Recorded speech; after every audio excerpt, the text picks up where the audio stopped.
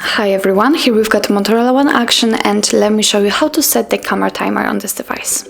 So first of all, we have to open the camera app, and now make sure that you're on this photo mode. Now here on the third position we've got the timer.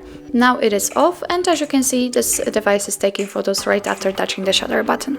In order to set the camera timer, simply tap on this icon right here.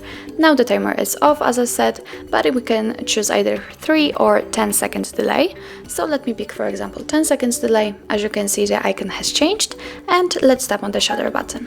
And as you can see, from now on this device is counting down from 10, and after that time it will take a photo. Okay, let's tap on the timer again and choose 3 seconds. The same situation, but now it is counting down from 3. In order to turn off the timer, just tap here and click on timer off. And it just got back to its previous state. So that's all. This is how to set camera timer in your Motorola One Action. Thank you so much for watching. I hope that this video was helpful, and if it was, please hit the subscribe button and leave the thumbs up.